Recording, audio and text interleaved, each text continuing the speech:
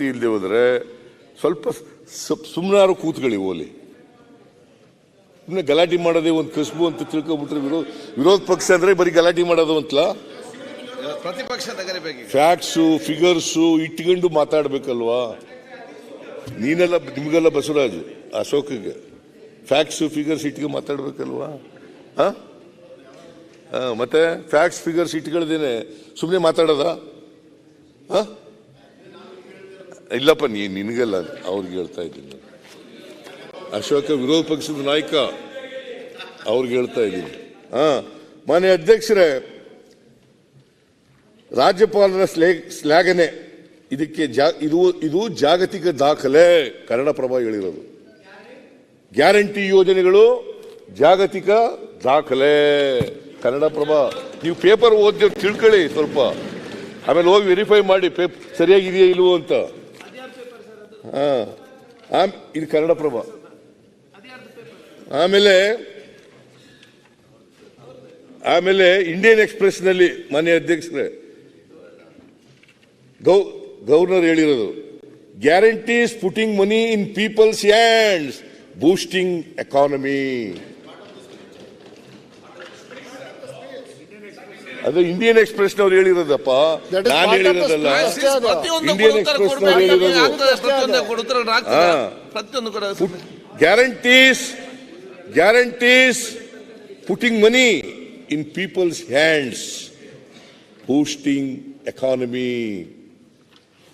Indian Express ನವರು ಹೇಳಿರೋದು. ಆಮೇಲೆ ಈ ಹಿಂದೂ ಪತ್ರಿಕೆ ಅವ್ರು ಏನ್ ಹೇಳಿದ್ದಾರೆ, guarantee schemes have brought 5 crore out of poverty.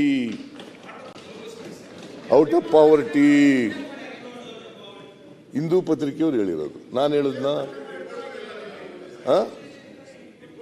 Guarantee schemes have brought 5 crore out of poverty. Reporting ಆಗಲಿ ಎಡಿಟೋರಿಯಲ್ ಆಗಲಿ, ನಾ ರಿಪೋರ್ಟಿಂಗ್ ಓಕೆ, ಅಡ್ಮಿಟೆಡ್ಲಿ ರಿಪೋರ್ಟಿಂಗ್. ಸುಮ್ಮನೆ ರಿಪೋರ್ಟ್ ಮಾಡ್ತಾರ? ಹಂಗೆ ರಿಪೋರ್ಟ್ ಮಾಡಲೇಬೇಕಲ್ಲ, ರಿಪೋರ್ಟ್ ಮಾಡಿದ್ದಾರೆ ಅವತ್ತು.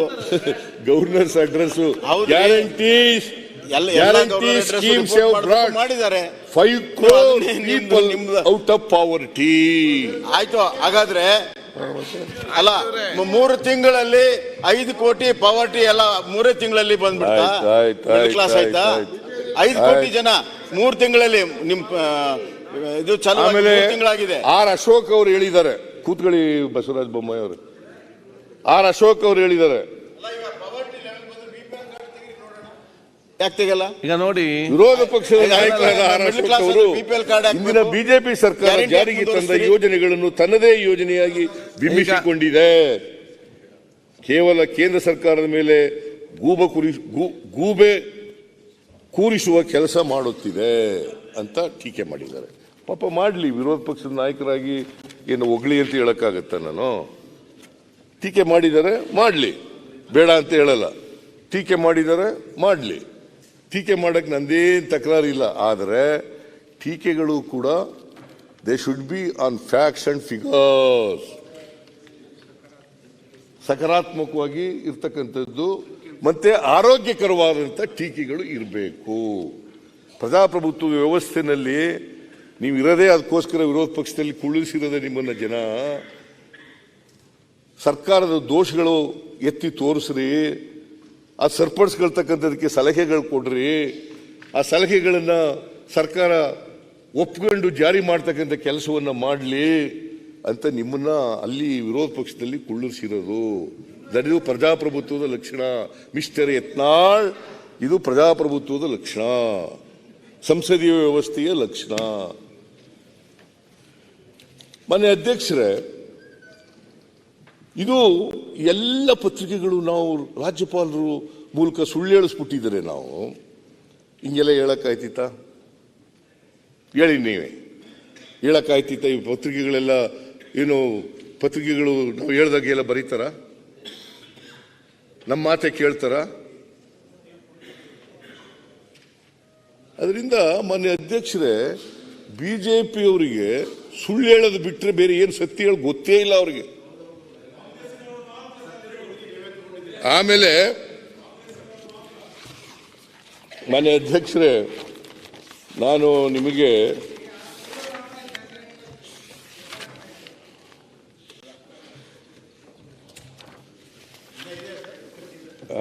ಏನಪ್ಪ ಇನ್ನು ಬೇಕಾದಷ್ಟಿದೆ. ಈಗ ಓದ್ಬೇಕೋ ಬೇಡ ನಿಲ್ಲಿಸ್ಬಿಡ್ಲ ಹಂಗೆ? ನಿಮ್ಗೆ ಕೇಳಕ್ಕೆ ಏನಾದ್ರು ಇವರಿಗೆ ಪಾಪ ಅಪತ್ಯ ಆದರೆ ನಿಲ್ಲಿಸ್ಬಿಡ್ತೀನಿ. ನನಗೆ ನಿಜವಾಗ್ಲೂ ಕೂಡ ನಿಮ್ಗೆ ಸತ್ಯ ಹೇಳಿದ್ರೆ ಎಂಬ್ರಾಸ್ ಆಗ್ತದೆ ನಿಮ್ಗೆ. ಏನಿಲ್ಲ ಎಂಬ್ರಾಸ್ ಏನಿಲ್ಲ, ಸತ್ಯ ಜನತೆ ಗೊತ್ತಿದೆ. ಅದೇನು ಏನ್ ಎಂಬ್ರಾಸ್ ಆಗೋ ಪ್ರಶ್ನೆ ಇಲ್ಲ. ನನಗೇನಂದ್ರೆ ನಿಮ್ಮನ್ನ ಬಹಳ ದಿವಸದಿಂದ ನೋಡ್ಕೊಂಡು ಬಂದಿದ್ದೇನೆ ಸಿದ್ದರಾಮಣ್ಣ ಅವರೇ, ನಿಮ್ ಬಹಳ ದಿವಸ ನೋಡ್ಕೊಂಡು ಬಂದಿದ್ದೇನೆ. ಈ ಕಡೆ ನಿಂತು ಮಾತಾಡಿದ್ ನೋಡಿದ್ದೇನೆ, ಆ ಕಡೆ ನಿಂತು ಉತ್ತರ ಕೊಡೋದು ನೋಡಿದ್ದೇನೆ. ಆದ್ರೆ ಎಂದೂ ಕೂಡ ನೀವು ಪತ್ರಿಕೆಯ ಸಹಾಯವನ್ನ ಪಡೆದು ನಿಮ್ ಡಿಫೆನ್ಸ್ ಮಾಡ್ಕೊಂಡಿದ್ದು ನೋಡಿರ್ಲಿಲ್ಲ. ಅಷ್ಟು ಅಸಹಾಯಕತೆ ಬಂತ ನಿಮಗೆ? ಅಷ್ಟು ಅಸಹಾಯಕತೆ ಬಂತ? ನಿಮ್ಮ ಪರ್ಫಾರ್ಮೆನ್ಸು ನಿಜವಾಗ್ಲೂ ಇದ್ದಿದ್ರೆ ಅದನ್ನ ಹೇಳ್ತಿದ್ರಿ. ಪತ್ರಿಕೆಯಲ್ಲಿ ಏನು ಬಂದಿದೆ ಅನ್ನೋದನ್ನ ನೀವು ಸಹಾಯ ತಗೊಂಡು ಅಷ್ಟು ಅಸಹಾಯಕತೆ ಬಂತ? I have seen you for so many years, you never done this. ಬೇಡ, ಪತ್ರಿಕೆಯಲ್ಲಿ ಬರೆಯೋದೆಲ್ಲ ಸುಳ್ಳು ಅಂತ ಹೇಳ್ಬಿಡಿ. ಯಾಕೆ ನೇರವಾಗಿ ಹೇಳ್ಬಿಡಿ, ಪತ್ರಿಕೆಯಲ್ಲಿ ಬರ್ದಿರೋದೆಲ್ಲ ಸುಳ್ಳು. ಅಲ್ಲಲ್ಲ, ನೋಡಿ,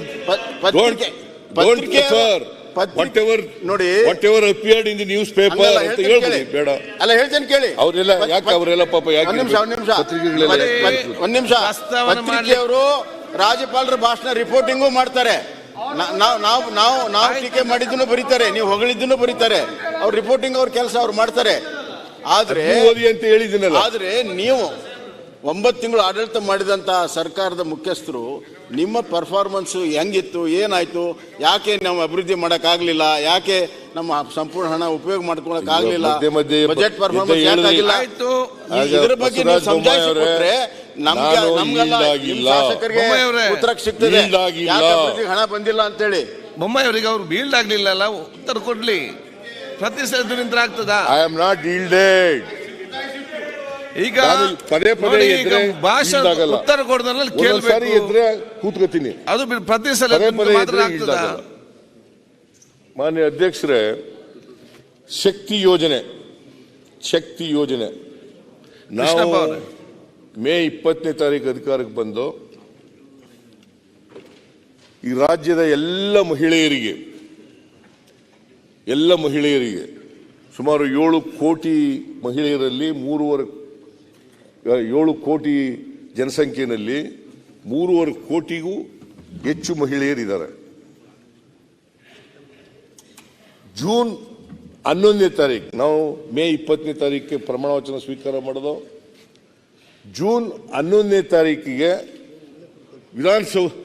ವಿಧಾನಸೌಧದ ಮುಂಭಾಗದಲ್ಲಿ, ಪೂರ್ವ ಭಾಗದಲ್ಲಿ ನಾವು ಇದಕ್ಕೆ ಚಾಲನೆಯನ್ನು ಕೊಟ್ಟು, ಶಕ್ತಿ ಯೋಜನೆಗೆ ಚಾಲನೆಯನ್ನು ಕೊಟ್ಟು, ಇವತ್ತಿನವರೆಗೆ ಮಾನ್ಯ ಅಧ್ಯಕ್ಷರೇ, ಒಂದು ದಿನಕ್ಕೆ 60 ಲಕ್ಷ ಮಹಿಳೆಯರು ಫ್ರೀಯಾಗಿ ಸರ್ಕಾರಿ ಬಸ್ಗಳಲ್ಲಿ ಓಡಾಡ್ತಾ ಇದ್ದಾರೆ. ಅವತ್ತಿನಿಂದ ಜೂನ್ 11ರಿಂದ ಇವತ್ತಿನವರೆಗೆ 160 ಕೋಟಿ ಮಹಿಳೆಯರು, 160 ಕೋಟಿ ಮಹಿಳೆಯರಿಗೂ ಹೆಚ್ಚು ಮಹಿಳೆಯರು ಫ್ರೀಯಾಗಿ 160 ಕೋಟಿ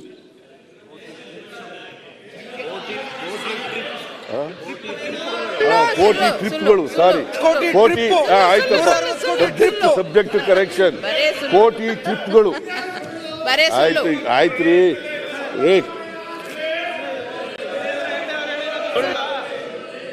160 ಕೋಟಿ ಟ್ರಿಪ್ಗಳು, 160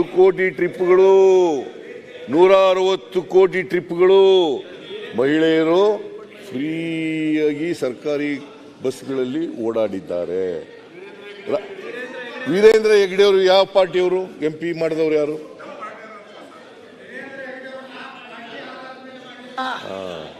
ಅವರ ಒಂದು ಧರ್ಮದ ಅವ್ರ ಪಾರ್ಟಿ ಆಧಾರದ ಮೇಲೆ ಮಾಡಿಲ್ಲ, ಅವರು ಜನಸೇವೆಯನ್ನು ಮೆಚ್ಚಿ ಮಾಡಿದ್ದೀರಿ. ಓಕೆ, ಅವರ ಧಾರ್ಮಿಕ ಪ್ರಚಾರವನ್ನು ಮೆಚ್ಚಿ ಮಾಡಿದ್ದೀರಿ, ಧಾರ್ಮಿಕ ಕೆಲಸಗಳಲ್ಲಿ ಅವರನ್ನು ತೊಡಗಿರ್ತಕ್ಕಂಥದ್ದನ್ನು ಮಾಡಿದ್ದೀರಿ. ಅವರು ಪತ್ರ ಬರೆದಿದ್ರು.